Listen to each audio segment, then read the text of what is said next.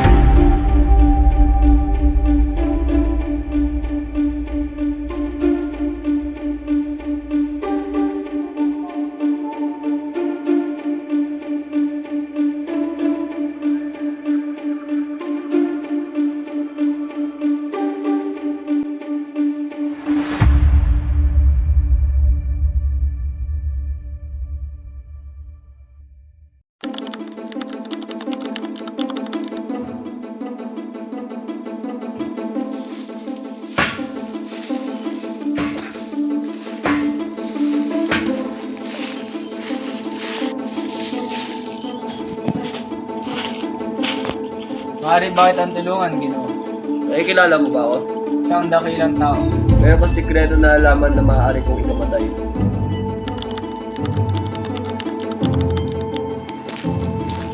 Isa lang yung paglalakad. Isayusin mo ang iyong ginagawa!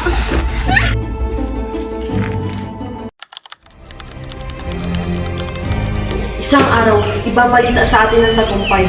At pagtas nun, makakamit natin ang pagkilala pagkatapos ng ating paghihirap, ng ating pagsusumikap.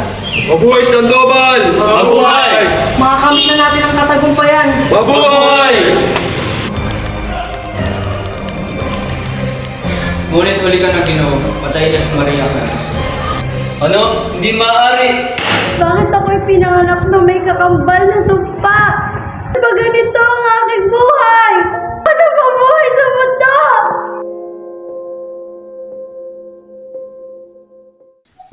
Hindi ko alam kung nasasaan ngayon si Tiburcio. Hindi ko alam kung patay pa ba o buhay. Nais ko sanang magkaroon ng bagong mapapangasawa. Anong tingin mo kay Juanito Pelaez? Madam Victorina, bilang ako'y tapat na testigo lamang, masasabi ko na siya ay isang kagalang-galang na Ginoo. At tunayan ay kaklase ko pa siya. Siya rin ay maimpluwensya at may kaya ang pamilya. Ngunit, sa palagay ko po dapat nyo pang pag-isipan ng mas mabuti. Dahil si Pelaez ay may ugali na para sa ibang kababaihan na hindi ka nais-nais. Ay, Rita. Wala kaming ginawang masama. Pakawalan niyo ako.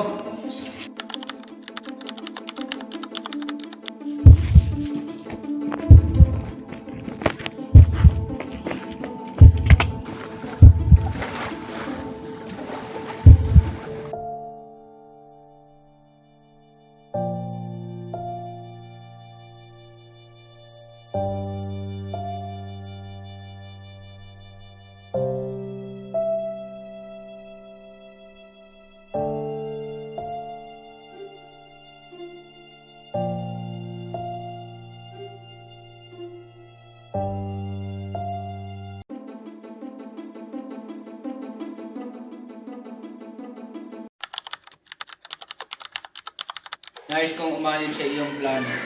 Gagalak ang pagsali mo, Basilio.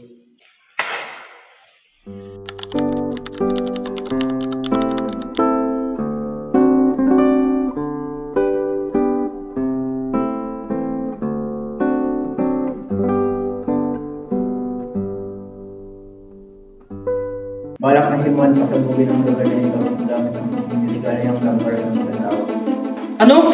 Si Paulita! Paano si Paulita?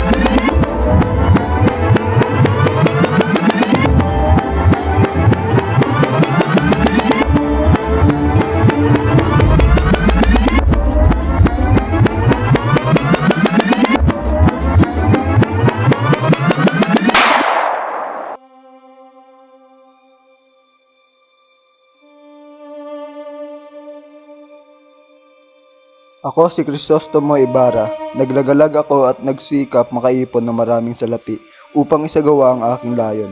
Nagbalik upang ibagsak ang masamang pamalaan, padaliin ang kanyang pagkasira kahit na dumalak ng maraming dugo.